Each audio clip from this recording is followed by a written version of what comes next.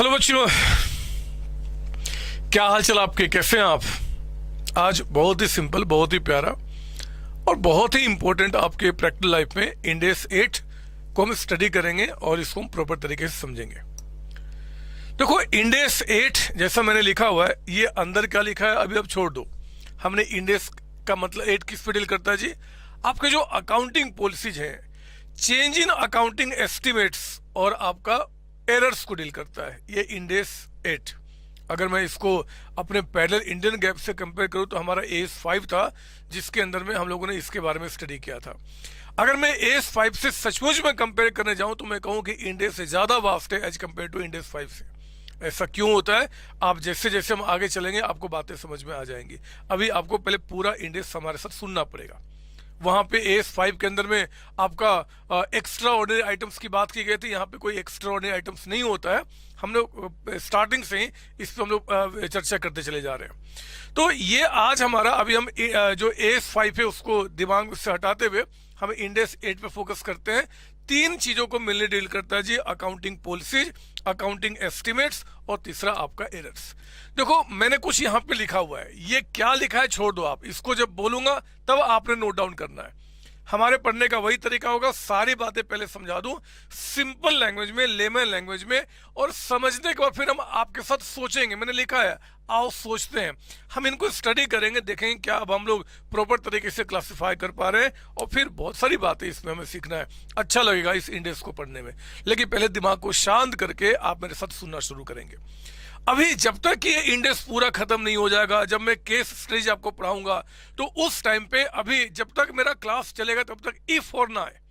जब मेरा इंडेक्स का पूरा डिस्कशन हो जाएगा फिर दुनिया का कोई भी इफ और दिमाग में लेकर आइए, सब अपने आप क्लियर हो जाएंगे। ध्यान से सुनना मेरी बात, ये आपका इंडेक्स 8 क्या बोलता है।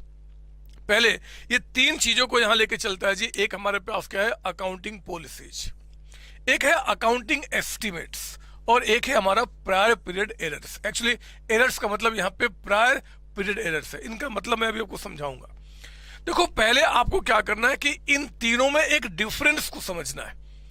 मैं अभी इंड एस के अंदर आने के पहले मैं आपको इसका डिफरेंस बताना चाहता हूं कि अगर एग्जाम में कोई केस स्टडीज आ जाए कि बताओ जी ये आपका अकाउंटिंग पॉलिसीज में कवर्ड होगा, या फिर आपका अकाउंटिंग एस्टिमेट्स में कवर होगा, या प्रायर पीरियड आइटम एरर्स में कवर होगा, तो आपको पहले उसमें क्लासिफाई आराम से करना आ जाए। क्योंकि पता है क्या बच्चे, अभी इंडेक्स 8 को हम आगे पढ़ेंगे कि इनका ट्रीटमेंट और इनके चेंज का जो ट्रीटमेंट होगा वो इंडेक्स कैसे बोलता है। ये आपका अगर एस्टिमेट्स में चेंज हुआ तो उसका ट्रीटमेंट क्या होगा जी। एरर्स का अगर मान लो कि हम उसको रेक्टिफाई करें तो हमें कैसे करना होगा, उसके सारे बारे में ये इंडेक्स आपका डील करता है। ये इंडेक्स ये भी बताता है कि अगर कभी मान लो रास्ते में चलते चलते आपके पास कोई ऐसा आइटम किसी ने पूछ दिया जिसको आप क्लासिफाई नहीं कर पा रहे हो, कि वो आपका अकाउंटिंग पॉलिसी है कि अकाउंटिंग एस्टिमेट से, क्योंकि जनरली देखने में लगता है कि दोनों मिलते जुलते से लगते हैं आपका, तो वहां पे क्या किया जाएगा वो भी इंडेक्स 8 आपको डिस्कस करता है। ऐसे डिस्कशन आपका एस 5 में नहीं था। एस 5 तो सिर्फ था जी कि भैया अकाउंटिंग पॉलिसीज आपके हैं, उनको एक जगह डिस्क्लोज करो, आपको जो फॉलो करना करो, आप उसको डिस्क्लोज कर देना। बट यहाँ पे और इनडेप्थ गया है कि अकाउंटिंग पॉलिसी का हम सिलेक्शन कैसे करेंगे, सिलेक्शन करते समय हम क्या क्या ध्यान में रखेंगे, अगर कल को डिस्प्यूट्स हो जाता है कि अकाउंटिंग पॉलिसी अकाउंटिंग एस्टिमेट, तो हम किसको ध्यान में लेते हुए डिस्क्लोजर करेंगे, ट्रीटमेंट करेंगे, उन सब के बारे में यहाँ पे डिस्कशन है। अभी ज्यादा बोलूंगा आपको समझ में नहीं आएगा, तो मैं आपके ही लैंग्वेज में आता हूँ, पहले समझाऊं इस तीनों का मतलब क्या होता है। अकाउंटिंग पॉलिसीज, देखो 11th क्लास ऑनवर्ड जब आपने अकाउंट्स पढ़ना शुरू किया तो आपको अकाउंटिंग पॉलिसीज सिखाए गए। अकाउंटिंग पॉलिसीज क्या होते हैं? ये वो प्रिंसिपल्स हैं मेरे बच्चे, ये वो कन्वेंशंस हैं, ये वो रूल्स हैं जिसपे हमारा अकाउंटिंग टिका होता है। जैसे कि अब देखो ना, हमने इतने सारे इंडेक्स पढ़ लिए हैं, अभी और भी आगे बहुत सारे पढ़ेंगे। कुछ बातें मैं जो पढ़ा चुका हूं उनसे भी डिस्कस करूंगा, कुछ आगे का भी बात समझाते हुए हल्के हल्के शब्दों में। जरा सुनो अकाउंटिंग पॉलिसीज क्या है। मैं आपको लेमन लैंग्वेज में आपको बताता हूं कि आखिर अकाउंटिंग पॉलिसी, अकाउंटिंग एस्टिमेट और हमारा प्रायर एरर्स होते क्या है।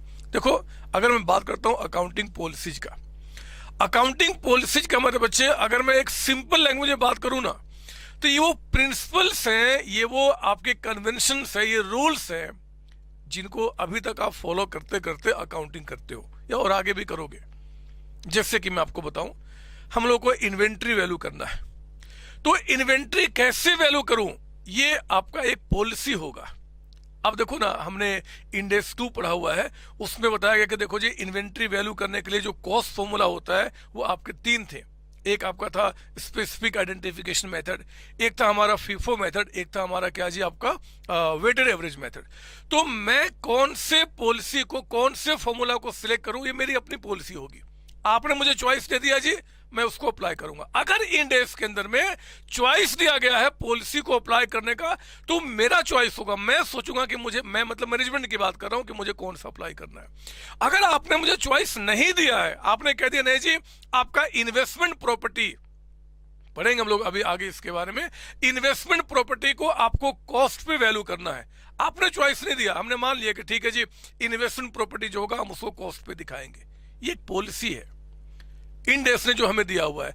हमें यहाँ पे इंडेक्स 16 कहता है कि भैया प्रॉपर्टी प्लांट इक्विपमेंट है।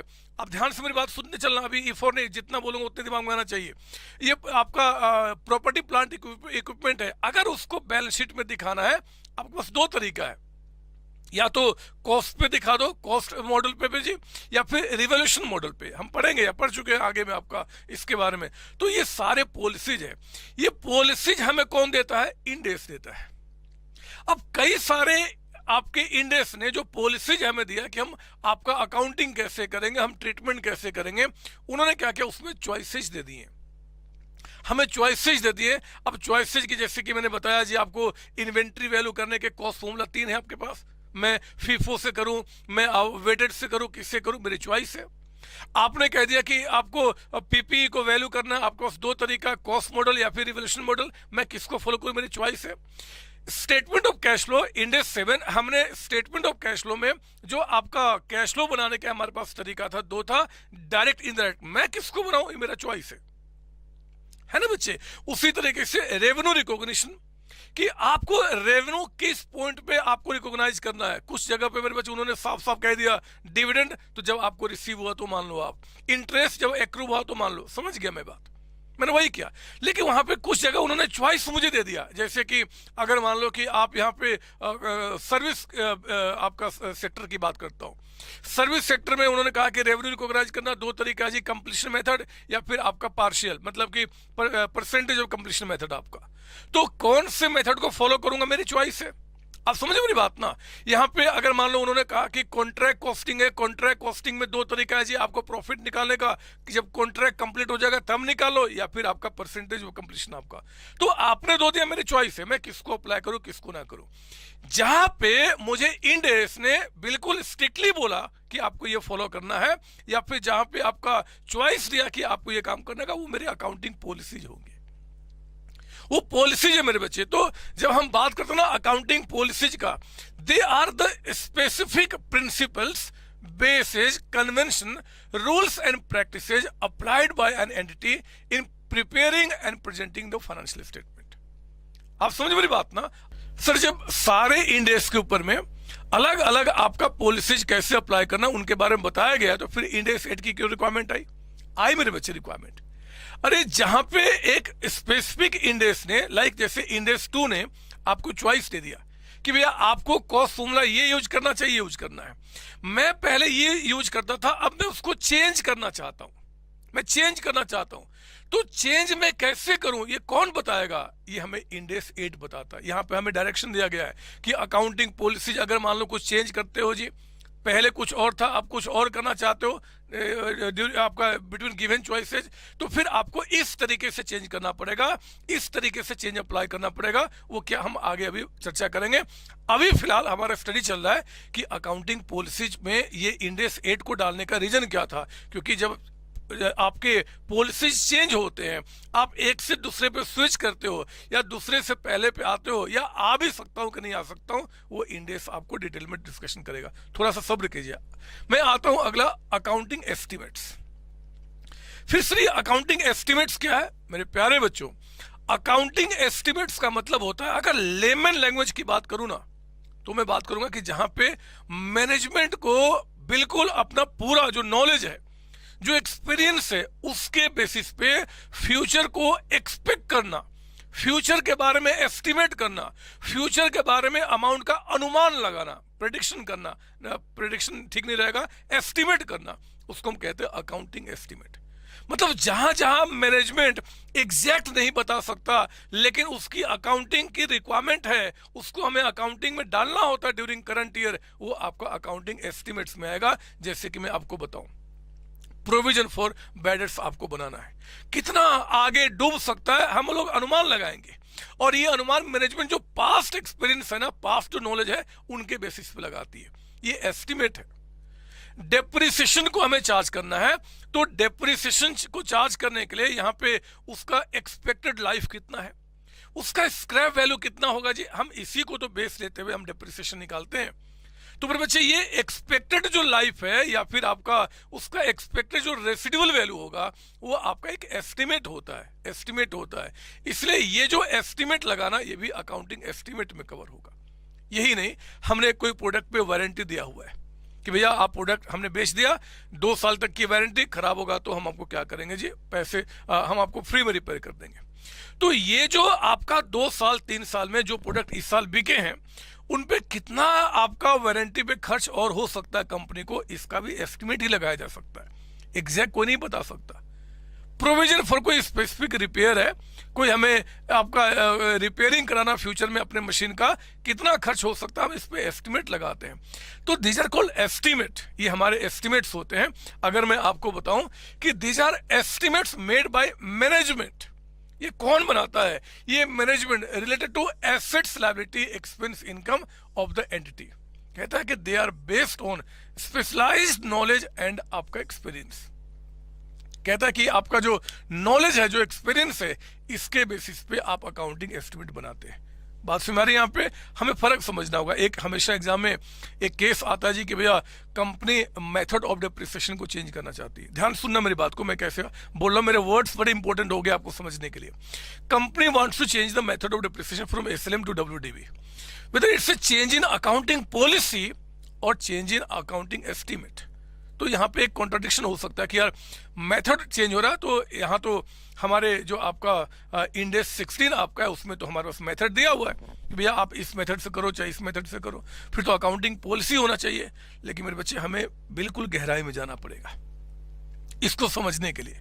मैं वहां पे आपको समझाऊंगा, बट यहाँ पे एक बार समझा दो क्योंकि हम अभी इंडेक्स 8 को पढ़ रहे हैं। जरा सोचो, ये मेथड ऑफ डेप्रिसिएशन जो डिसाइड होता है, इसका रूट कहां से क्रिएट होता है? रूट क्रिएट होता है मेरे बच्चे कि हमारे पास उसकी एक्सपेक्टेड लाइफ कितनी है, उसका स्क्रैप वैल्यू कितना होता है, इसके बेसिस पे हम मेथड और रेट को डिसाइड करते हैं आपका। तो मेथड ऑफ डेप्रिसिएशन का चेंज होना ये चॉइस नहीं है, ये आपका जो एस्टिमेटेड अमाउंट था ना, जो एस्टिमेट था, शायद उसमें चेंज आ रहा होगा, इसलिए आप अपने मेथड को चेंज कर रहे हो। इसलिए मेरे बच्चे वो अकाउंटिंग एस्टिमेट्स में कवर होगा। देखो ना, मैंने आपको बताया हुआ है, provision for doubtful debts, estimated life या स्क्रैप वैल्यू का चेंज होना, नो डाउट कि change in method of depreciation इस पे डिपेंड होता है, इसलिए मैंने उसको भी लिख दिया। कोई रिपेयर का प्रोविजन बनाना, वारंटी का प्रोविजन बनाना, ये सभी चेंज इन अकाउंटिंग एस्टिमेट्स में कवर होते हैं। बात समझ में आ रही है? यहाँ पे अगर हम अकाउंटिंग पॉलिसीज के आपके एग्जाम्पल्स को देखें तो बेसिस ऑफ अकाउंटिंग हमारा क्या हो, कैश हो, एक्रूअल हो, हाइब्रिड हो। आपको पता है अकाउंटिंग करने के हमारे पास कैश बेसिस है, हमारे पास एक्रूअल बेसिस है, हाइब्रिड यानी कि दोनों को मिला के। तो हो सकता है कि मैं अभी तक कैश बेसिस को फॉलो कर रहा था बीइंग प्रोफेशनल, अब मैं एक्रूअल पे आना चाहता हूँ या मैं हाइब्रिड को ऑप्ट करना चाहता हूँ। तो ये जो चॉइसेज मुझे दिया है ना बच्चे, ये चेंजेस जो आएंगे आपका, वो चेंजेस अकाउंटिंग पॉलिसीज के अंदर में हम डिस्कस करेंगे। इंडेक्स 8 ये आपको बताता है कि अगर पॉलिसीज एस्टिमेट में कोई चेंज हो रहा है तो आप उसको कैसे अकाउंटिंग करेंगे। ठीक है ना, आगे बढ़ता हूं। यहाँ पे मैंने कहा कॉस्ट फॉर्मूला मैंने आपको बता दिया जी। कब रेवेन्यू शुड बी रिकॉग्नाइज, मैंने बोला कॉन्ट्रैक्ट कॉस्टिंग केस में हम देखते हैं। सर्विस एग्जांपल मैंने दिया ताकि आपको इसे समझ में आए क्या है। सर्विस रेंडर के बारे में हम देखते हैं। Methods of preparing statement of cash flow में डायरेक्ट इंडायरेक्ट दो है, दो चॉइस हमारे पास, कौन सा करें, ये करूं कि ये करूं। अगर ये करता हूं बाद में इस पे जाना चाहता हूं तो मेरे पास क्या उपाय होगा, कैसे करना होगा, वो हमें इंडेक्स 8 बताएगा।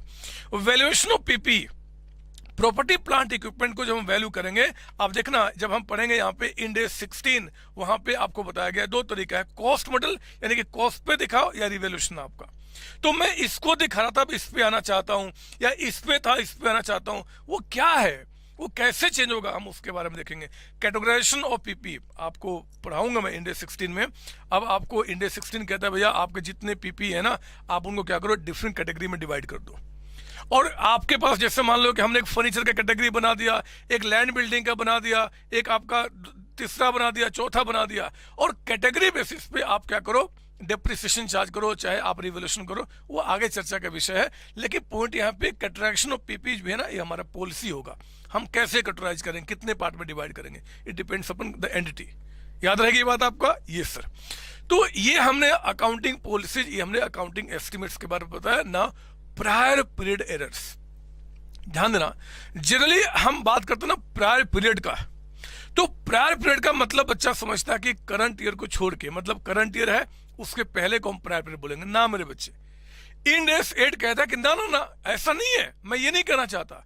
मैं तो कहना चाहता हूं कि जिस दिन आप अकाउंटिंग कर रहे हो, जैसे मान लो आज सपोज कि 17 अक्टूबर है, फॉर एग्जांपल आज मान लो 17 अक्टूबर है, या 20 आपका जुलाई है, मान लो 17 अक्टूबर आज है, तो 17 अक्टूबर अगर आज है तो आप इसके पहले 16 को, 15 को, 13 को, आपका पीछे के महीने में, पिछले कई वर्षों में आपने कुछ गलतियां की हैं, एरर्स किया है, तो उन एरर्स को कैसे ट्रीट किया जाएगा वो आपको इंडेक्स 8 बताता है।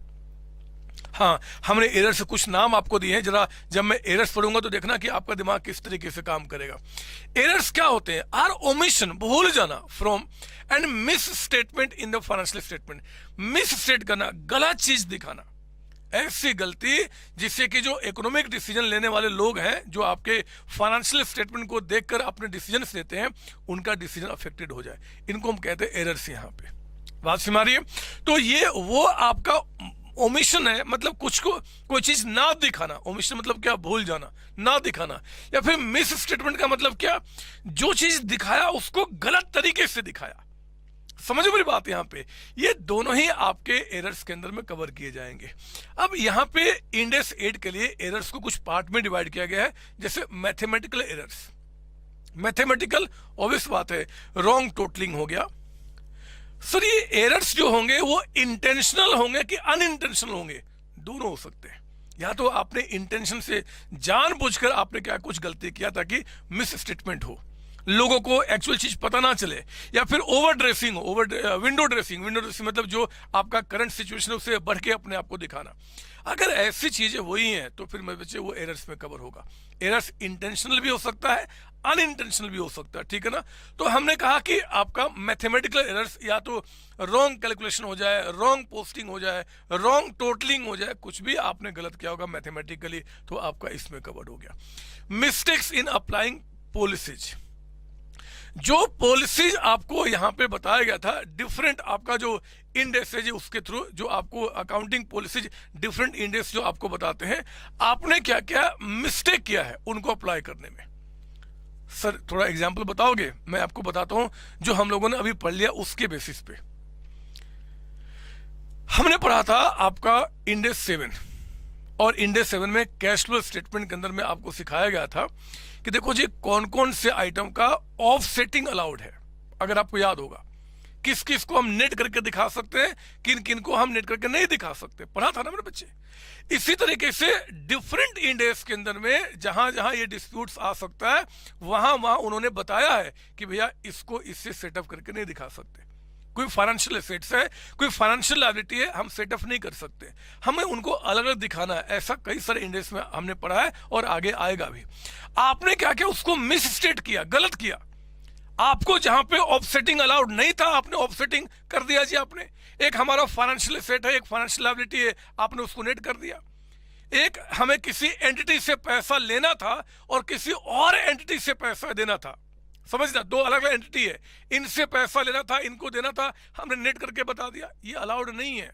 अगर आपने इसको किया है तो आपने मिस स्टेट किया है। मिस स्टेट तो कहते हैं आपका मिस्टेक्स इन अप्लाइंग पॉलिसी। जो पॉलिसी आपको इंडेक्स के अंदर बताया गया है, अगर उस पॉलिसी को आपने ठीक से अप्लाई नहीं किया तो ये भी आपका एरर होगा। समझ लो अकाउंटिंग पॉलिसीज क्या था, एस्टिमेट्स क्या था। अब हम एरर्स की बात कर रहे हैं कि कोई अकाउंटिंग पॉलिसी किसी इंडेक्स ने आपको बोला ऐसे करो, आपने उसको और तरीके से कर दिया, एरर है।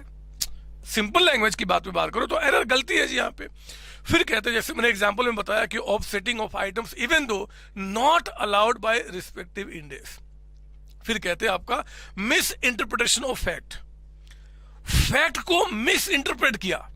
अब मैं एक बहुत अच्छी सी बात बताना चाहता हूं, अभी वो आगे आएगा, अभी आप पढ़ेंगे मेरे साथ, लेकिन मैं थोड़ा सा आपको समझा दूं। एक होता है इन्वेस्टमेंट प्रॉपर्टी, बहुत ध्यान से मेरी बात सुनना। ये जो था ना तीसरा वाला कि मिस इंटरप्रेशन ऑफ फैक्ट, इसका क्या मतलब है? एक्चुअली पता मैं ये सब बातें क्यों बता रहा हूं, इन्हीं पे इस इंडेक्स में केस स्टडीज बनते हैं, तो आपको पहले से पता रहेगा। सुनिए, मैं बताना चाहता हूं मिस इंटरप्रेशन ऑफ फैक्ट का मतलब।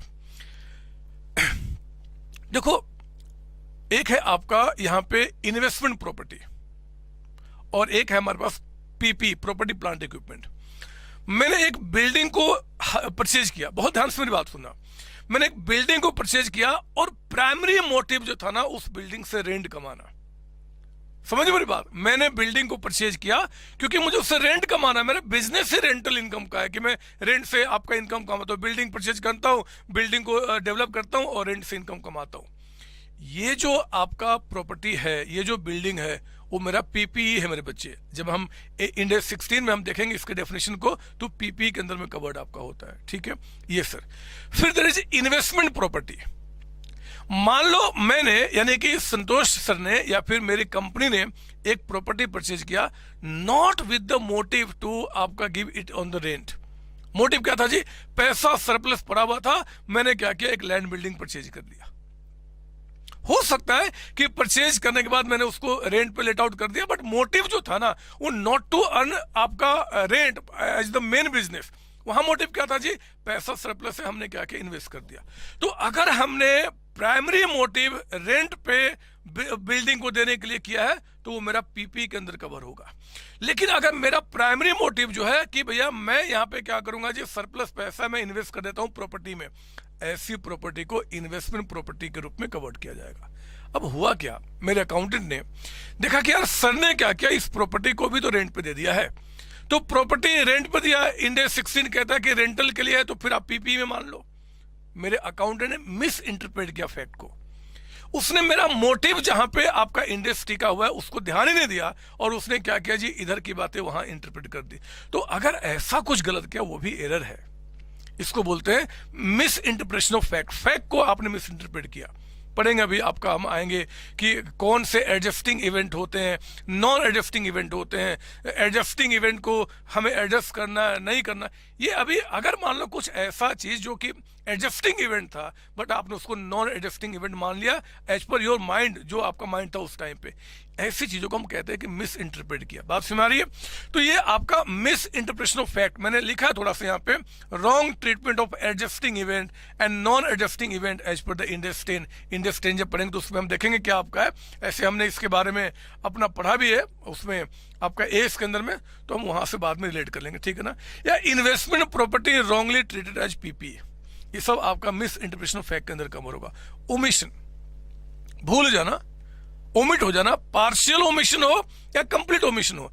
एंट्री का एक पार्ट हुआ, दूसरा पार्ट नहीं हुआ, या एंट्री हमने कंप्लीट नहीं किया। ओमिशन आप उनको तब कहना जब ये अनइंटेंशनल होगा, जब इंटेंशन नहीं है, मतलब कि जानबूझ के नहीं, हमने जानबूझ के पाप नहीं किया, हो गया पाप। घर से आया था, अपने वाइफ से झगड़ा हुआ था, बच्चों से झगड़ा हुआ था, सबने मिलके मुझे पीटा था, दुख था, गलती से क्या हुआ जी, मैंने इस एंट्री को छोड़ दिया क्योंकि एंट्री करते समय ध्यान कहीं और चलेगा। होता है ऐसा कभी कभी, आपका भी समय आएगा जब आप उस टाइम पे आप आओगे, आपको लगता है कि यार मैं ऑफिस जाऊं, आप और पता चल रहा है कि घर में आपके झगड़े हुए और घर ऑफिस में मन नहीं लगेगा, आप कोई एंट्री गलत कर दोगे, पॉसिबिलिटीज है, ये कोई बड़ी बात नहीं है। तो ये ओमिशन होता है अनइंटेंशनल। कुछ बदमाश अकाउंटेंट ऐसे होते हैं जो इंटेंशनल मिस्टेक करते हैं, ओमिशन करते हैं एक्चुअली, जैसे कि हमने जानबूझ के एक एंट्री को छोड़ दिया, या जानबूझ के वो एंट्री जो 5000 का 50,000 से कर दिया ताकि फिगर हमारा अच्छा दिखना शुरू हो जाए। इसको कहते हैं फ्रॉड। ये फ्रॉड कहा जाता है। मेरा अगला पॉइंट है कि फ्रॉड का मतलब यही इंटेंशनल मिस्टेक या फिर ओमिशन करते हो आप। इंटेंशनल, ये आपका ओमिशन क्या था, ड्यू टू ओवरसाइट, मतलब छूट गया, ओवरसाइट हो गया, वो आपके नजर में आया ही नहीं, या फिर आया भी तो मतलब आप समझो दिमाग कहीं और था, गलती हो गई। लेकिन जब ये इंटेंशनली हो जाता है तो उसको क्या बोलते हैं, फ्रॉड। ये सारे एरर्स में कवर्ड होंगे। आप मेरी बातें समझ रहे हो ना मैं क्या बता रहा हूँ सर? ये सर आगे कुछ और थोड़ा सा मैं आपको यहाँ पे कुछ ऐसे लिख कर और फिर ना आपको मैं उधर लेके आना चाहता हूँ। आओ सोचते हैं, लेकिन इसके पहले रुक जाओ। मैं अभी लिखने के पहले मैं यहीं पे थोड़ा सा आ जाऊँ। मुझे अच्छा लग रहा है ये पार्ट को देखना। मुझे पता नहीं क्यों प्यार सा हो गया इस पूरे पार्ट से। ये तो मुझे गंदा सा पार्ट दिख रहा है। अभी कुछ नहीं, छोड़ दो, मैं यहीं पे आता हूँ। हमने क्या क्या बोला, ये इंड एस 8 क्यों आया? इसलिए आया क्योंकि कभी कभी अकाउंटिंग पॉलिसीज हम चेंज करते हैं, कभी कभी हम लोग अकाउंटिंग एस्टिमेट्स को चेंज करते हैं, कभी कभी एरर्स हो जाता है, हम उन एरर्स को रेक्टिफाई करते हैं, सुधारते हैं। तो इनको सुधारने के लिए हमारा तरीका क्या होगा? हमारा जो आपका फाइनेंशियल स्टेटमेंट में इंपैक्ट होगा उसको हम कैसे दिखाएंगे? हमारा डिस्क्लोजर्स क्या क्या होगा जी, हम किस तरीके से काम करेंगे, उन्हीं के बारे में इंड एस 8 डील करता है। आई बात सुनिए मैंने क्या बताया? यस सर, आगे बताओ और कुछ। हाँ, मैं एक चीज आपको बताना चाहता था। इतना सुनने के बाद हमें आओ सोचते हमें जाना पड़ेगा। पता है क्या, मैं सच्चाई बताऊं आपको, मैं दिखाऊंगा पूरे, आपके पास तो मेरी बुक में ये सारे कुछ पढ़े हुए हैं। इसमें जो केस स्टडीज आते हैं ना, जहां पे आपको एनालिसिस करना होता है, इंटरप्रेट करना होता है, वहां पे सिर्फ और सिर्फ एक ही बात की परेशानी हमें यही नहीं समझ में आता है, वो अकाउंटिंग एस्टिमेट है, अकाउंटिंग पॉलिसी है या फिर एरर्स है। उसको समझ जाओ और इस चैप्टर के क्वेश्चन को लेकर चले जाओ। मतलब मैं आपको बताऊं कि अगर आप पूरे सिलेबस में कुछ भी ना पढ़ो, सिर्फ इंड एस 8 पढ़ के आ जाओ और ऐसे पढ़ लो जिस तरीके से मैंने पढ़ाया हुआ है, तो एग्जाम में कोई भी क्वेश्चन आएगा ना, कोई भी क्वेश्चन छोड़ दो, सारे क्वेश्चन को आप बस इंड एस 8 का सॉल्यूशन करके आ जाओ, 100 में 100 मार्क्स मिलेंगे।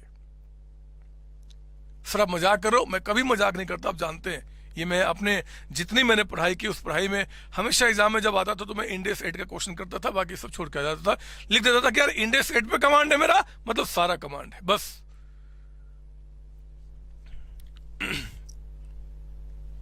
आओ जरा अब ध्यान से मेरी बातें सुनना। मैंने क्या बताया? मैंने 3 वर्ड्स का मीनिंग आपको बता दिया, अकाउंटिंग पॉलिसी एस्टिमेट। ना आओ सोचते हैं। जरा मुझे बताना कि कुछ मैं यहाँ पे नाम लिखा हूं, आपके मुताबिक वो क्या है? पॉलिसीज है, एस्टिमेट है या फिर एरर्स आपका, ठीक है ना? जैसे कि कहता है कि estimated life of machine has increase by 3 years. Machine की जो लाइफ थी आपके 3 ईयर से बढ़ गई, 4 ईयर से बढ़ गई, 2 ईयर से कम हो गई, स्क्रैप कम हो गया।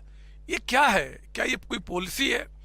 क्या कहीं पॉलिसी आपने सुना है कि कहीं पॉलिसी में हमने एस्टिमेट का नाम लिखा था यहाँ पे? नहीं सर, ये अकाउंटिंग पॉलिसी नहीं है।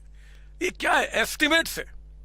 क्या मैं कह सकता हूं कि ये कोई एरर है, कोई गलती है? नहीं सर, गलती का मतलब होता है जो, मतलब आप उस समय उस चीज को आप समझ रहे हो। एरर्स का मतलब क्या होगा कि एरर्स हो जो मतलब एग्जैक्ट जो चीज था, मतलब जो चीज होना चाहिए था एग्जैक्टली आप वो काम नहीं किए, तब हम उसको एरर कहते हैं। जो होना था, जो था लेकिन आपने उसको रिकॉर्ड नहीं किया, उसको मैं एरर कहूंगा। अरे यहाँ पे हमें तो एग्जैक्टली जहां पे एस्टिमेट है लाइफ, वो कितने साल होगा एग्जैक्ट हमें कैसे पता चलेगा? आज समय गुजरा, हमें लगा कि यार लाइफ बढ़ गया है। ये तो एस्टिमेट्स है, यानी कि ये चेंज लिख लो। आपको सर हम कैसे लिखे? आपने तो हमें मौका नहीं दिया था लिखने का। तो ये काम करोगे क्या? मैं 1 सेकेंड के लिए इधर हो जाता हूं और इस 1 सेकेंड में आप क्या करो कि वीडियो को पॉज कर लो, एंड पॉज करके एटलीस्ट ये 3 की तो कॉपी कर लीजिए आप। और यहाँ पे नीचे में जैसे मैंने छोड़ा ना, यहाँ पे मुझे 1-1 लाइन लिखाना है, तो आप इस तरीके से बना लो ताकि आगे की बातें ना आप मेरे साथ करो, आपको अच्छा लगेगा। अगर आपको लगता है कि नहीं मैं तो इसको लिखूंगा ही नहीं, आपके बुक में सब कुछ है, या फिर मैं इसको लिखूंगा नहीं, मैं तो समझ गया, आप बहुत बड़ा पाप कर रहे हो। आप पापी हो जाओगे बच्चे, और उस केस में ये पाप जो है ना आपको भुगतना पड़ेगा एग्जाम में। इस तरीके से कहीं मेरी बुक में या कहीं पे भी नहीं है। जो सिंपल शब्दों में आपको बता रहा हूं आप लिखो, मैं किनारे हो जाता हूं, आपका सर हूं, मेरी बात मानो। लिख लो आप यहाँ पे, ये लो आपने लिख लिया होगा, है ना बच्चे? अब मैं नहीं रुकने वाला और मैं अब आगे इधर आता हूं, ठीक है ना? अगर आपको लगता है कि नहीं जी सर 5-10 मिनट का समय देंगे किनारे खड़ा होके, आपकी गलत फहमी है, आपके हाथ में हूं, उससे रोक लो। नाउ कम टू, आओ सोचते हैं। ये चेंज इन आपका एस्टिमेटेड लाइफ जो मशीन का है, ये क्या है जी? ये चेंज इन एस्टिमेट बोलेंगे इसको, चेंज इन एस्टिमेट। और चेंज इन एस्टिमेट पे जो हमारा इंड एस 8 बोलता है, हम उसके हिसाब से इसको देखेंगे। Change in method of depreciation from SLM to WDV. मैंने कहा था मेथड ऑफ डेप्रिसिएशन चेंज करना, मत बोलना कि ये चॉइस है। मैंने यहाँ पे चॉइस नाम दिया था, याद है आपको ना?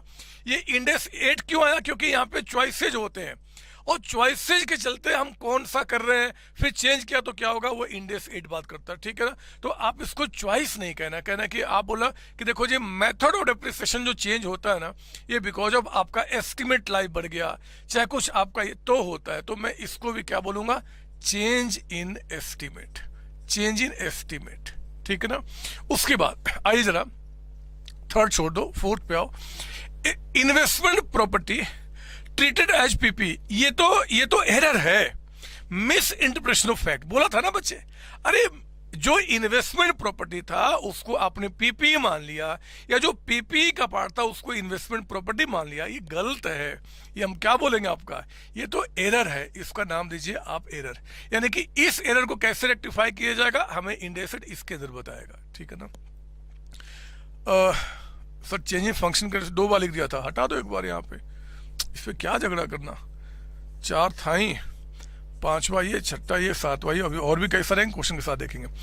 कहता है कि डेप्रिसिएशन अंडरस्टेटेड या फिर ओवर स्टेटेड बाई 5%, 10%, कुछ भी, बहुत ध्यान से लैंग्वेज पाना।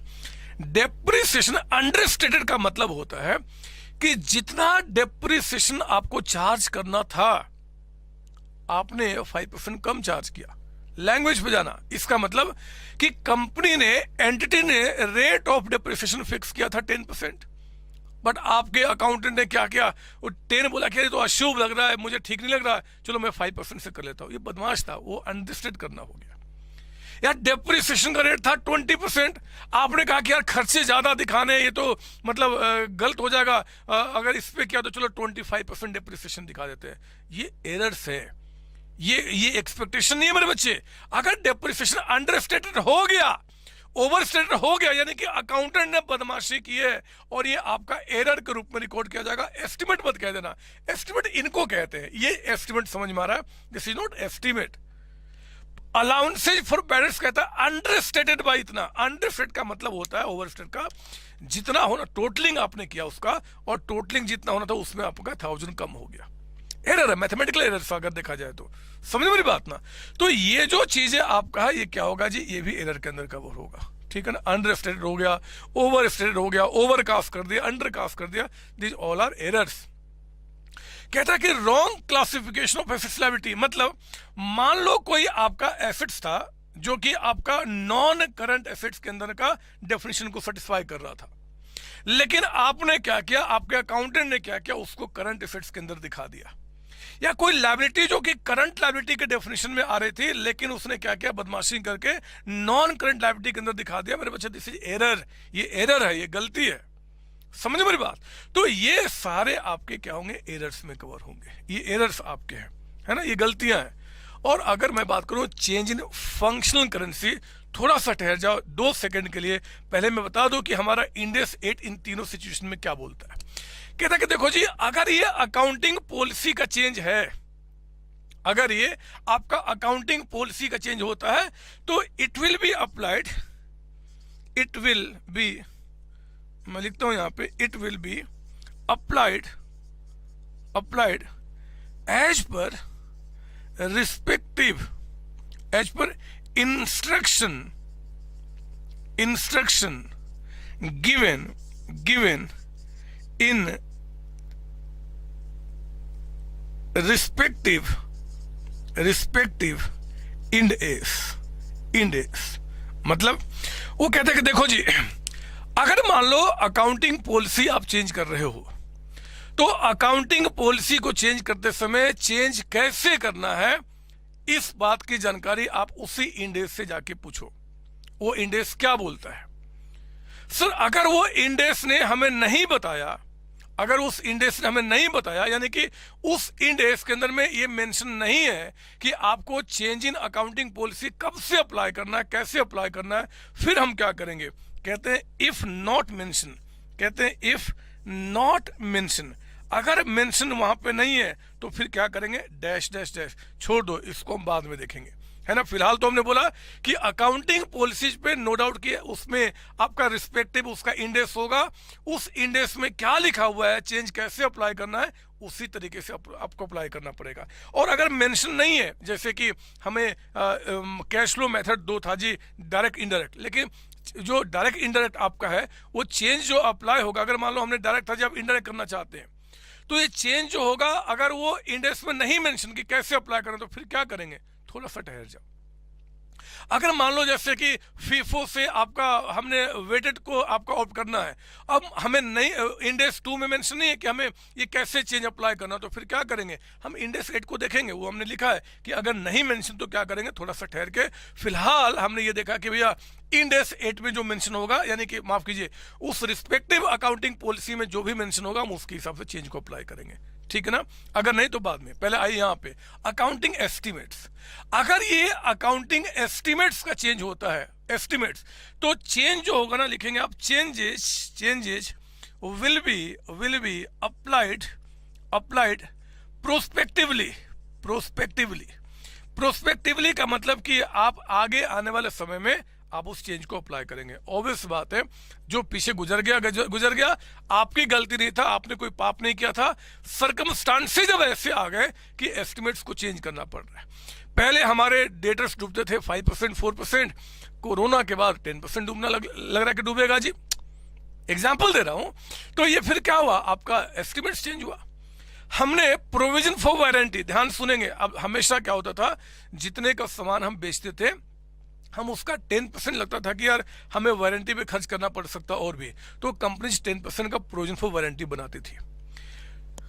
एक साल क्या हुआ कि कंपनी ने जो प्रोडक्ट बनाया और बना के मार्केट में लॉन्च किया, उसका एक पार्ट सब में डिफेक्टिव हो गया किसी रीजन से, मशीन का कोई पार्ट खराब था, उसके चलते वो खराबी चल गई उस प्रोडक्ट के अंदर में। तो मेरे बच्चे नो डाउट कि अब जो एक्सपेक्टेशन आपका होगा फ्यूचर में फॉर दैट वारंटी, वो आपका नो डाउट कि बढ़ेगा, क्योंकि वो तो पक्का कि वो खर्च तो होना ही होना है जी, आपका जितना पहले सोचा था उसके साथ साथ आपको। तो इसका मतलब कि हमें प्रोविजन को चेंज करना पड़ेगा। यहाँ पे आपकी गलती नहीं, आपने कोई पाप नहीं किया, आप इसको क्या करें, प्रोस्पेक्टिवली चेंज अप्लाई कीजिए। लेकिन एरर करना मेरे बच्चे पाप है। पाप इस दुनिया में ही नहीं, इंड एज के जमाने में, इंड एज के संसार में भी ये महापाप के रूप में माना जाता है। वो नहीं चाहते कि आपके फाइनेंशियल स्टेटमेंट में किसी तरीके का एरर हो, किसी तरह की गलती हो। अगर आपने एरर किया है तो कहते हैं कि आपका एरर, लिखेंगे यहाँ पे, एरर विल बी रेक्टिफाइड आपका रिट्रोस्पेक्टिवली का मतलब कि जब से आपने वो एरर किया था, जब से वो गलती हुई होगी, तब से आपको इस चेंज को अप्लाई करना पड़ेगा, तब से। यहाँ पे नो डाउट कि इन सब में कुछ एक्सेप्शंस हैं, अभी हम डिस्कस करेंगे उसके बारे में। लेकिन पहले आप इंडेक्स को जो मोटे मोटे तौर पे जो आपको रियली में काम करना पड़ेगा उसको आप समझ लीजिए कि भैया अगर हमारा अकाउंटिंग पॉलिसी चेंज होता है, रिस्पेक्टिव इंडेक्स में जो भी कहा जाएगा, जो इंस्ट्रक्शन होगा, हम उसके हिसाब से काम करेंगे। इफ नॉट मेंशन देखेंगे बाद में। कहते हैं कि चेंज जो आपका होगा जी, एस्टिमेट्स का चेंज हमेशा प्रोस्पेक्टिवली होगा, यहाँ कोई इफ और का मतलब ही नहीं बनता।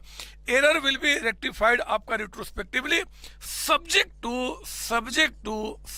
To certain exceptions. अब वो एक्सेप्शंस क्या है, हम इसके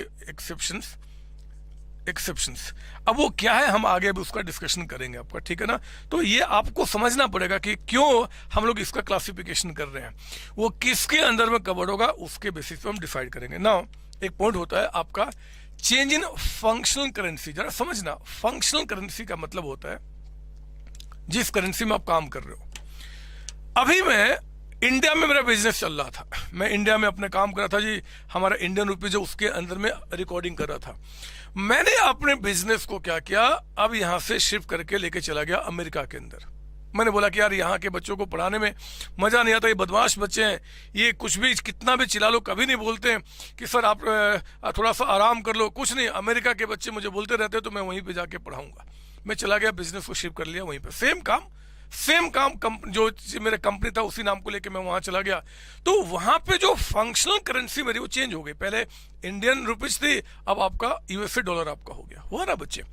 तो ये जो चेंज हुआ, इस चेंज को हम क्या माने, क्या ये कोई पॉलिसी का चेंज हुआ? अरे ये कोई क्या करेंसी का चेंज होना due to shift in business, shift in currency आपका कुछ भी हो सकता है, क्या कोई प्रिंसिपल, कोई बेस, कोई कन्वेंशन कुछ आपका है क्या? नहीं सर, ये तो आपका कुछ है ही नहीं। क्या कोई एस्टिमेट का चेंज हुआ? एस्टिमेट में नहीं है। अरे करेंसी चेंज होना, करेंसी का डिनोमिनेशन, वो आपका एस्टिमेट्स कहाँ से हुआ? क्या ये कोई आपका गलती किया, कोई हमने पाप किया? सर आपने कहाँ पाप किया, वो तो आपका बिजनेस शिफ्ट हुआ तो फिर उस तरीके से करना पड़ा। इसका मतलब कि चेंज इन फंक्शनल करेंसी जो है ना बच्चे, इस तीनों में से कहीं भी काउंट नहीं किया जाएगा, कहीं भी काउंट नहीं किया जाएगा। मैंने इसके बारे में शायद कहीं कुछ लिखा था, एक बार देख लूँ। ये अभी बताना है मुझे, क्योंकि मैंने सब कुछ लिखा हुआ है, मुझे कब कहाँ पे क्या आपको बताना है। तो ये जो आप सॉरी, ये जो आपका है, ये आप इसको कहीं पर भी इसको अप्लाई नहीं करेंगे, मतलब ये तीनों में से कुछ भी नहीं है। एक क्वेश्चन ढूंढ रहा हूँ एक्चुअली मैंने बुक में कि वो क्वेश्चन कहाँ है। आप थोड़ा सा 1 सेकंड का समय दे दें तो मैं नंबर बोल के आपको बताना शुरू कर दूँ। कहाँ चला गया वो, अभी दिख नहीं रहा मुझे। चलो कोई बात नहीं, कोई बात नहीं, देख लेंगे उसको बाद में। मेरा सिर्फ कहने का मतलब है कि भैया चेंज इन फंक्शनल करेंसी जो है ना, ये ना तो कोई पॉलिसी का चेंज है, ना कोई आपका एस्टिमेट है, ना कहीं आपका एरर्स है। तो सर फिर इसका क्या करेंगे? कुछ भी नहीं। आप देख लेना, जब हम पढ़ेंगे आपका रेफर इंड एस 21 जो फॉरेन करेंसी के बारे में आपको डिस्कस करता है, हम वहाँ पर उसके बारे में समझ लेंगे। बट वो इंडेक्स 8 में कवर्ड कहीं नहीं हो रहा है, उसका कोई चेंज का मतलब ही नहीं है, ठीक है ना। आप इसको जल्दी से कॉपी कर लो। मुझे लगता है कि इसको मिटा कर अब मुझे एक एक पार्ट आपको अब लेके चलना पड़ेगा इनको और इनको फिल करने के लिए, तब ज़्यादा बातें समझ में आएंगी। तो आप इसको कॉपी कर लो, मुझे फिर से बोर्ड को क्लीन करके आना पड़ेगा और अब मैं यहाँ से शुरुआत करूँगा। इनको अब लेकर मैं आगे बढ़ना शुरू करूँगा। कॉपी कर लो, फिर मैं अभी गया और अभी आया।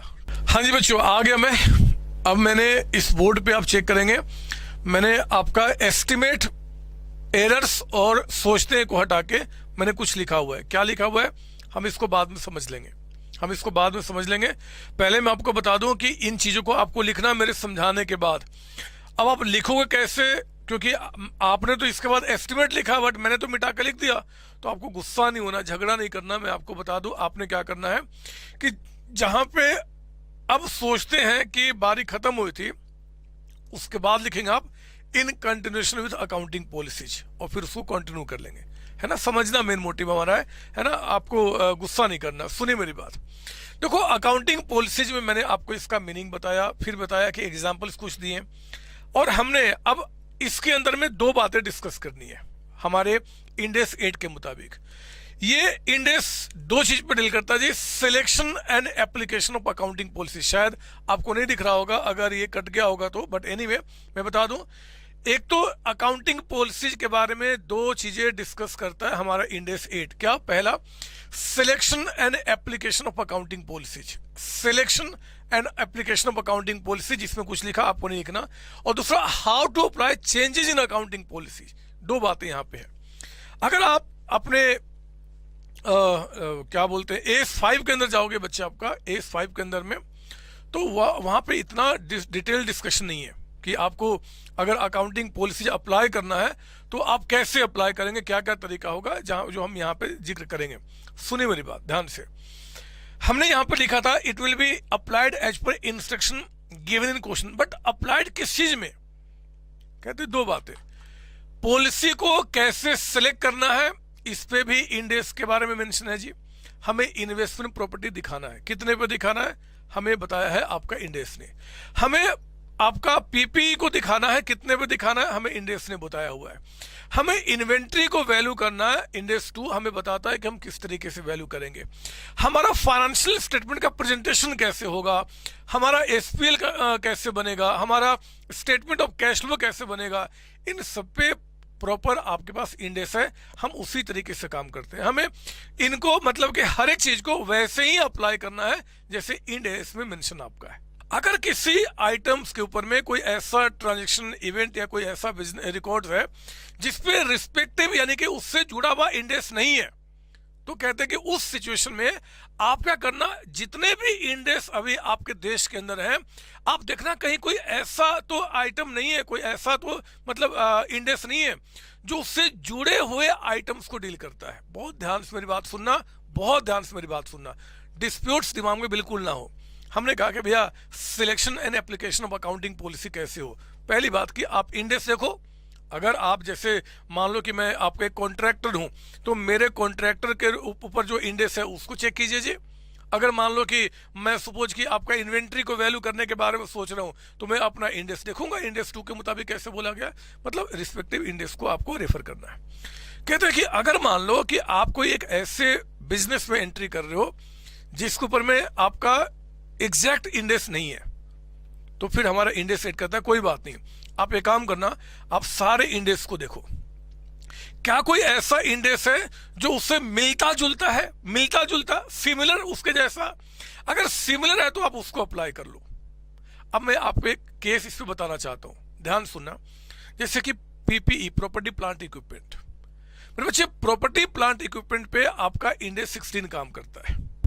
मान लो एक ऐसा सिचुएशन जब हमारे पास इंडेक्स 40 नहीं था, इंडेक्स 40 यानी कि इन्वेस्टमेंट प्रॉपर्टी नहीं था, हम इसके बारे में आगे जिक्र करेंगे, जो कहता है कि भैया अगर कोई प्रॉपर्टी आपने एक्वायर किया जी, सरप्लस पैसा था, कहीं आपने इन्वेस्ट कर दिया लैंड बिल्डिंग में, अगर इस पे इंडेक्स नहीं था, जब नहीं था तब की बात कर रहा हूं, तो कहते हैं कि कोई बात नहीं, इन्वेस्टमेंट प्रॉपर्टी से मिलता जुलता क्या था, पीपीई आपका, यहां भी आप लैंड बिल्डिंग को दिखाते हैं, यहां भी लैंड बिल्डिंग को दिखाते हैं, तो कोई बात नहीं, अगर आपके पास इंडेक्स 40 जब तक नहीं था तब तक आप चाहो तो ऐसी प्रॉपर्टी के लिए इंडेक्स 16 को भी फॉलो कर सकते हो। समझ में आ रही बात? मेरी बात मैं क्या बोलना चाहता हूं, दोबारा आइए, हम लोग क्या करेंगे, पहले अगर कोई भी आपका किसी चीज का ट्रीटमेंट के बारे में, एप्लीकेशन के बारे में, हम अकाउंटिंग पॉलिसी सेलेक्ट करने के बारे में सोच रहे हैं, तो रिस्पेक्टिव उस आइटम पे जो इंडेक्स होगा हम उसको फॉलो करेंगे। अगर वो नहीं है तो कहते हैं कि जब तक वो नहीं है तब तक हम सिमिलर देखेंगे कि कोई ऐसा इंडेक्स है जो उससे मिलता जुलता है, अगर हाँ तो हम उसको फॉलो करेंगे। अगर वो भी नहीं है तो फिर हम क्या करेंगे जी, गाइडेंस नोट्स, मतलब जो आपका फ्रेमवर्क है अकाउंटिंग स्टैंडर्ड का, हम उसको चेक करेंगे, शायद वहां हमें कुछ मिल जाए उसके बारे में कि ऐसे ट्रीटमेंट करना है, तो हम उसको फॉलो करेंगे।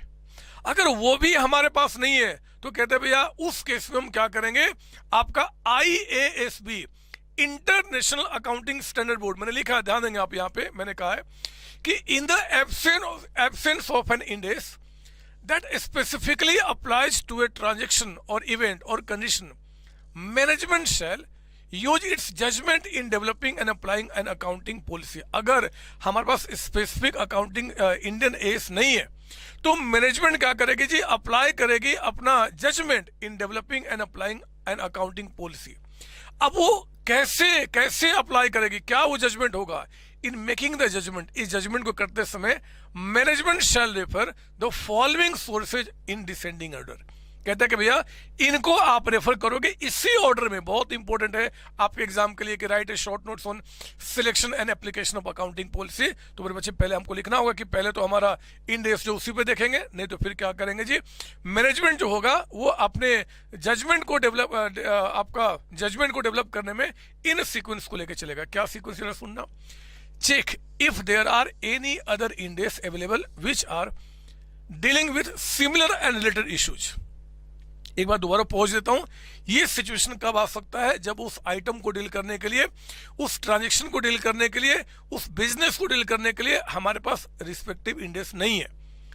तो फिर क्या करेंगे, कोई बात नहीं जी, अगर नहीं तो फिर हम क्या करेंगे, सिमिलर जो रिलेटेड इशू को डील करने वाला इंडेक्स होगा हम उसको चेक करेंगे।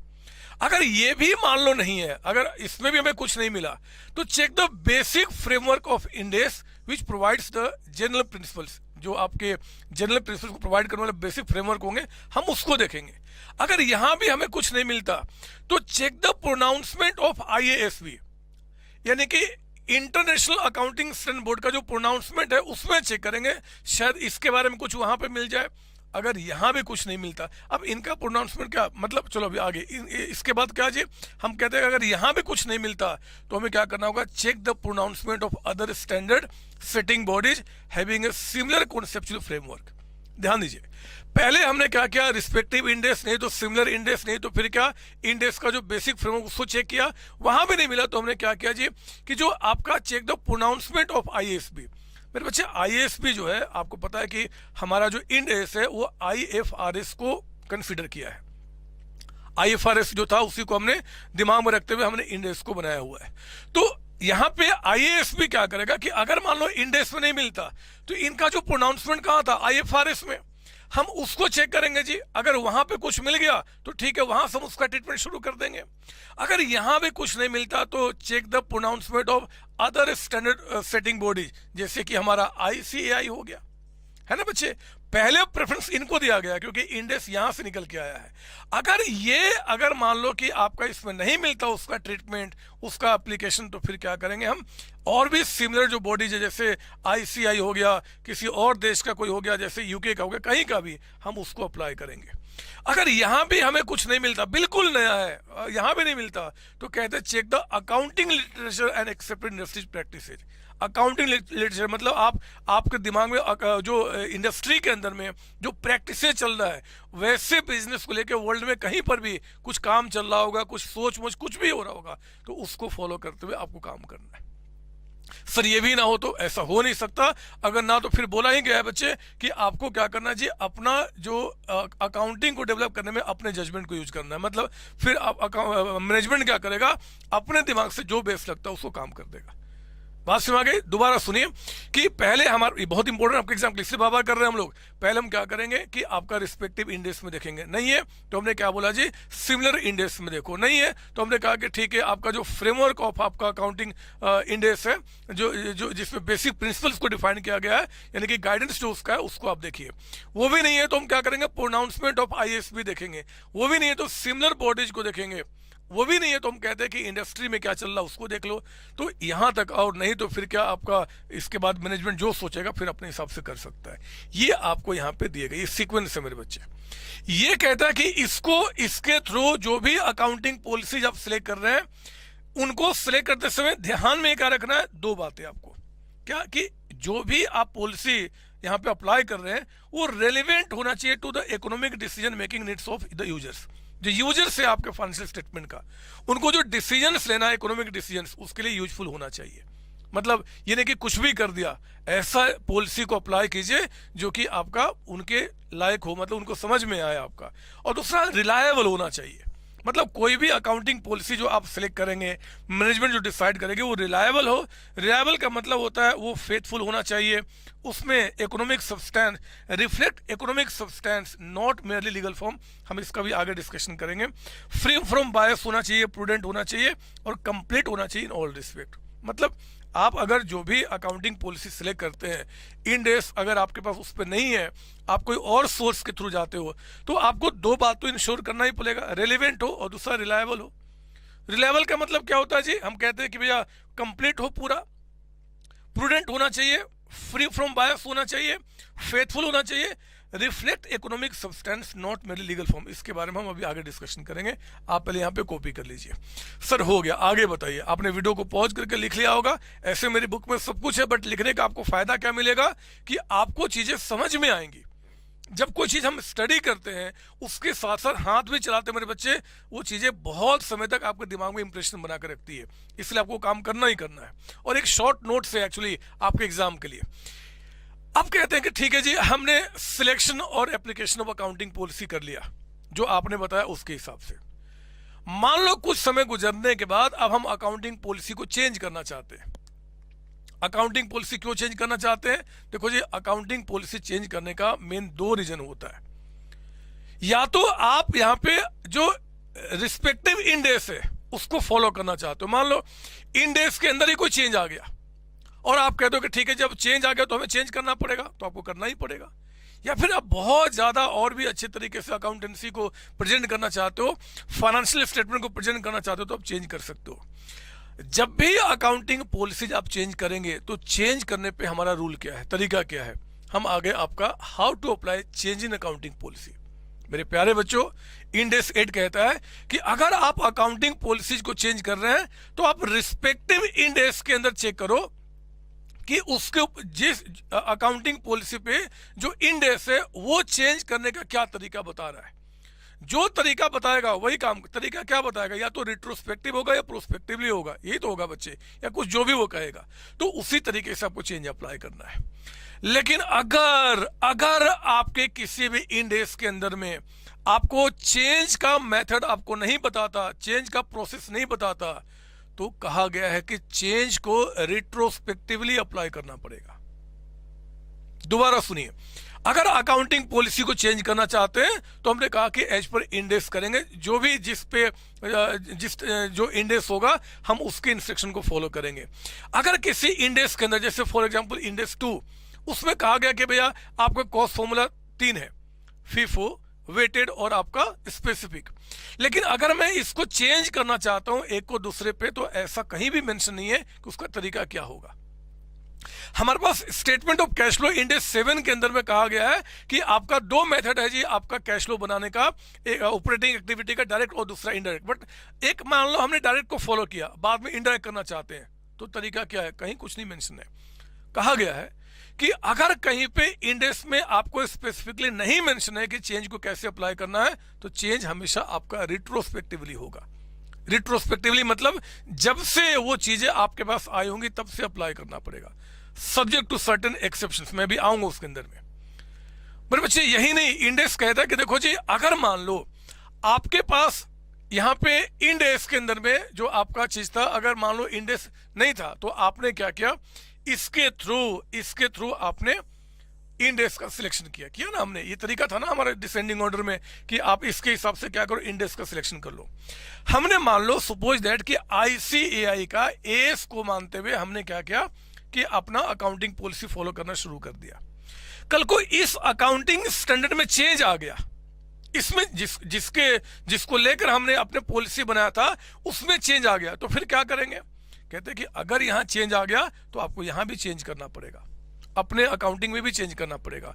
वो सारी कंपनी जो इंडेक्स को फॉलो करती है, लेकिन उसके एक पर्टिकुलर आइटम से जुड़ा हुआ कोई इंडेक्स नहीं था, तो किसी और का हेल्प लेके उसने अकाउंटिंग पॉलिसी को फॉलो किया, अगर उसमें चेंज आएगा तो आपको भी चेंज करना पड़ेगा। और अगर इसके आने के चलते, ध्यान सुनेंगे, इसके चलते जो अकाउंटिंग पॉलिसी आपने बनाया था अगर उसमें चेंज आ गया, तो मेरे बच्चे उस चेंज को हम कहते हैं कि आपका वॉलंटरी चेंज। वॉलंटरी चेंज आपको यहां पे अप्लाई करना पड़ेगा।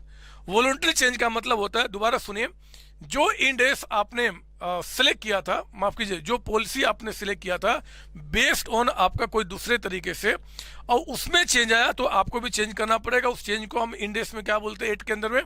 Voluntary change. And voluntary change जितने भी डेफिनेशन के अंदर आएंगे इनको भी रिट्रोस्पेक्टिवली ही अप्लाई किया जाएगा। रिट्रोस्पेक्टिवली ये देखिए, as per specific transitional provision. Transitional provision का मतलब चेंज होता है बच्चे, ट्रांजिशनल करना मतलब एक मेथड को दूसरे मेथड में चेंज करना। As per the specific transitional provision mention in respective index, कहता है कि आप कैसे चेंज अप्लाई करोगे जी, जिस तरीके से ट्रांजिशनल प्रोविजन मतलब चेंज करने का तरीका आपको मेंशन किया गया है रिस्पेक्टिव इंडेक्स में, उसके हिसाब से। इफ नॉट मेंशन, अगर मेंशन नहीं है इन रिस्पेक्टिव इंडेक्स और changes accounting policies voluntarily, changes accounting policy voluntarily का मतलब क्या हुआ, इसके चलते आपने कोई पॉलिसी फॉलो कर रहे हो और उसके चेंज आने के चलते आपको भी चेंज करना पड़ गया, तो हम उसको वॉलंटरी चेंज के डेफिनेशन में डालेंगे। मैंने अभी बुक में दिया, मैं बताऊंगा इसके बारे में। और वॉलंटरी चेंज भी क्या होगा जी, रिट्रोस्पेक्टिवली अप्लाई करना पड़ेगा। रिट्रोस्पेक्टिवली का मतलब कि जब से आपने उस आइटम को, ट्रांजेक्शन को, आपने इवेंट को किया होगा तब से वो चेंज अप्लाई करना पड़ेगा। सर ये तो बड़ा अजीब सा हो जाएगा। मान लो कुछ ट्रांजेक्शन आज से 20 साल पहले हुआ था, फॉर एग्जाम्पल जैसे मैं बात करता हूं इन्वेंट्री वैल्यूएशन का, हम क्योंकि उसको पढ़ चुके हैं इसलिए हम उसके बारे में बार बार करें ताकि आपको दिक्कत ना हो। ये देखिए आप, मान लो एक कंपनी है एक्स लिमिटेड, लिखना बंद करेंगे मेरी बात सुनेंगे, लिखना बंद करेंगे मेरी बात सुनेंगे। एक कंपनी एक्स लिमिटेड, इसने क्या किया था कि आपका 1998 ऑनवर्ड आपके इन्वेंट्री पे फीफो मेथड को फॉलो करना शुरू किया। फीफो मेथड आपका इन्वेंट्री वैल्यूएशन का आपका, पर बच्चे 2021 के अंदर में वो कहते हैं कि नहीं जी मैं अब यहाँ पे वेटेड मेथड को फॉलो करूंगी। वेटेड मेथड, मुझे लगता है कि शायद फीफो जो आपका है वो ठीक नहीं दिख रहा, तो मैं इससे दिखाना पसंद करूंगी, या इससे दिखा रहे थे अब इससे दिखाना, वाइस वर्सा कुछ भी हो सकता है। तो उस केस में कहते हैं कि यार ये चेंज फिर क्या हम 1998 से भी तक करें? ये तो लगभग कितना 35-36 साल, पता नहीं 33-34 साल हो गया, ये तो बहुत लंबा पीरियड हो जाएगा और ये तो अकाउंटिंग करने में हालत खराब हो जाएगी। फिर हम क्या करें? मेरे बच्चे यहाँ पे हमारे पास कुछ एक्सेप्शन दिया गया है रिट्रोस्पेक्टिवली का। वो कहते हैं, ध्यान सुनना, कि कहते हैं देखो जी अगर मान लो आपके पास ये जो आपका रिट्रोस्पेक्टिव पे करना है ये आपको यहीं से करना पड़ेगा, यहीं से करना पड़ेगा। लेकिन अगर आपको लगता है कि इम्प्रैक्टिकेबल है, मतलब ये पॉसिबल नहीं है, अगर आप यहां से करने जाओगे तो जो आपके पास डॉक्यूमेंट्स थे वो लॉस्ट हो चुके हैं। आपने कौन से स्टॉक कौन से प्राइस पे परचेज किया था आपको पता ही नहीं है। आपने जो स्टॉक परचेज किया था कब कौन से यूजर कुछ पता ही नहीं है। इतना लंबा हो सकता है कि आपने कुछ जो स्टॉक रजिस्टर मेंटेन किया था वो आपका लॉस्ट हो गया हो, आग लगा खत्म हो गया, वायरस आपके कंप्यूटर में आ गया था, आपने सारा रिकॉर्ड ऑनलाइन देखा था, वायरस आया था, सब डिस्ट्रॉय, कुछ भी रीजन हो सकता है। अगर ये रिट्रोस्पेक्टिवली इस दिन से पॉसिबल नहीं है तो कहते हैं कि जिस दिन से पॉसिबल हो सकता है आप उस दिन से अप्लाई कीजिए। अब सुनो मेरी बात, मैं क्या बोलना चाहता हूं, एक बार शॉर्ट में बोल दो, मुझे मन कर रहा है। एक बार हमने अकाउंटिंग पॉलिसी सिलेक्ट कर लिया, इसके बाद हमने क्या किया जी, अब हम उसके बाद चेंज कभी करते हैं अकाउंटिंग पॉलिसी को, तो कहते हैं कि भैया जब चेंज करोगे अकाउंटिंग पॉलिसी को तो आपको क्या करना होगा, as per that respective index, उसमें जो मेंशन होगा उसी तरीके से चेंज, जो भी तरीका बताएगा, प्रोविजन बताएगा, जिसको बोलते हैं ट्रांजिशनल प्रोविजन, चेंज करने का तरीका। अगर ट्रांजिशनल प्रोविजन उस इंडेक्स में नहीं है तो फिर क्या करेंगे, हम रिट्रोस्पेक्टिव चेंज अप्लाई करेंगे। या फिर अगर आपने इसके बेसिस पे आपने कोई पॉलिसी बनाया था और यहां कोई चेंज आएगा तो आपको भी करना पड़ेगा, उसको हम कहते हैं वॉलंटरी आपका चेंज, वॉलंटरी ट्रांजिशन। तो वॉलंटरी भी करोगे तो भी वो रिट्रोस्पेक्टिव भी करना पड़ेगा एज पर इंडेक्स 8 आपका। अब जब हम रिट्रोस्पेक्टिव पे आए तो यहाँ पे तो बड़ी दिक्कतें आ गई कि यार कोई चीज मान लो इस समय से फॉलो कर रहे थे तो क्या हम यहां से फॉलो करें। यहां से फॉलो करने का मतलब ये नहीं कि सारे अकाउंट को रीस्टेट करोगे, ना ना ना ना। अरे इसका मतलब है कि मान लो आप दो बैलेंस शीट यहां पे बना रहे हो, दो बैलेंस शीट बना रहे हो, एक आपका 31 मार्च 2021 का, एक 31 मार्च 2020 का। ध्यान सुनो मेरी बात, आपका अगर आप दो बना रहे हो तो उस केस में क्या होगा कि आपको ये जो चेंज हुआ ना उसका इंपैक्ट पिछले साल में दिखाना पड़ेगा, उसका इंपैक्ट पिछले साल में, और फिर उसको क्या करना होगा जी, करंट ईयर में भी इनकॉर्पोरेट करना पड़ेगा। मतलब उस चेंज को लाते लाते पिछले साल में क्या इंपैक्ट हुआ और फिर आपका यहाँ पे, और क्योंकि ये बहुत पुराना है जी, है ना बच्चे, ये पिछले जो करंट ईयर है उसका पिछला, उसके पहले का चेंज है, हमने इंडेक्स 1 में पढ़ा था, अगर आपको याद होगा कि अगर उसके पहले का है तो हमें एक यहाँ पे ओपनिंग यानी कि थर्ड बैलेंस शीट बनाना पड़ेगा फर्स्ट फॉर 2019 का, और यहाँ से हमें उसको प्रोसीड करना पड़ेगा। मतलब अगर ऐसा होता है कि बहुत पहले का, तो पहले आप यहाँ पे उस चेंज को लेकर आइए, इसका अगर हम कन्वर्ट कर दो फिर क्या इंपैक्ट होगा, फिर यहाँ पे इस चीज को दिखाना पड़ेगा, ठीक है।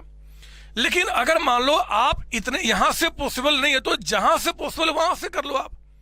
मैंने कहा कि ठीक है जी, हम पॉसिबल, हमारे पास रिकॉर्ड जो है ना वो आपका 2018 से अवेलेबल है, तो कोई बात नहीं, 2018 ऑनवर्ड क्या इंपैक्ट आया होगा इन्वेंट्री पे, मतलब ओपनिंग स्टॉक पे, क्लोजिंग स्टॉक पे, या फिर आपका प्रॉफिट पे, उसको आप पहले यहाँ पे सही करो, फिर उससे आप यहाँ सही करो, फिर यहाँ सही करो, काम खत्म हो गया। समझ रहे हो, पता है यहाँ पे इंडेक्स 8 ने ऐसा क्यों प्रोविजन डाला, ताकि आप फ्रिक्वेंटली ना पॉलिसी को चेंज मत करो। अगर फ्रीक्वेंट पॉलिसी चेंज होता है तो पता है इससे दिक्कत क्या होती है, जो हमारे लोग हैं ना बच्चे, जो इसके ऊपर में डिपेंडेंट होते हैं, जिनका इकोनॉमिक डिसीजन इस पर डिपेंडेंट होता है, उनको रिलायबल इंफॉर्मेशन नहीं मिल पाएगा, वो प्रॉपर तरीके से कंपेयर नहीं कर पाएंगे। इसी को रेस्ट्रिक्ट करने के लिए ऐसी बातें की गई है। बट हाँ, क्योंकि कुछ जेन्युइन केसेज हो सकते हैं तो बोलते ठीक है, उस केस में अगर आपको यहां से नहीं तो जहां से आपको मिला उस समय से पूरा कर लीजिए। मेरी बात समझ में आ गई? ये सर, अब एक केस दिमाग में बना कि सर मान लो कि 2021, ये जो करंट ईयर है 2021, इसी में पहले हमने कुछ मेथड फॉलो किया था और बाद में कुछ मेथड करना शुरू कर दिया, फिर क्या करेंगे?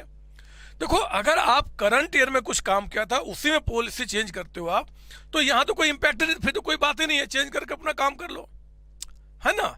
अगर कोई पॉलिसी यहां से अप्लाई किया गया था तो आप इसको भी चेंज कीजिए, इसको भी चेंज कीजिए। अगर पिछले साल कोई इंप्लाई हुआ था तो इसको भी चेंज कीजिए, इसको भी चेंज कीजिए। अगर इसके पहले कभी भी हुआ था तो एक आपको एडिशनल बैलेंस शीट बनाना पड़ता है इस साल को ओपनिंग का, वहां पे उसके इंपैक्ट को दिखाइए, फिर आगे को बढ़ाए। अभी क्वेश्चन देखेंगे और खासकर ये रियल लाइफ पे ज्यादा इंपॉर्टेंट होगा। एक दो क्वेश्चन प्रैक्टिस भी मैं कराऊंगा इसके अंदर में, जहां पे आपको बातें समझ में आएंगी, बट फिलहाल दिमाग में इस बात को बैठाना है। ठीक है यहां तक? Yes sir. तो आप इसको कॉपी कर लो, यहाँ पे पूरा आपका जो मैंने बताया, फिर इसके आगे हम आगे प्रोसीड करते हैं। आप प्लीज कॉपी कीजिए, इसको कॉपी करेंगे आप। ये सब बातें मैं अभी आपको यहाँ नहीं लिखवा रहा, क्योंकि मैं जब अभी पूरा पढ़ाऊंगा आपको बुक से तो उस चीज़ वहाँ पे नजर आ जाएंगी, लेकिन फिलहाल आपको समझना इंपॉर्टेंट है। आप प्लीज कॉपी करेंगे जल्दी से आप इसको।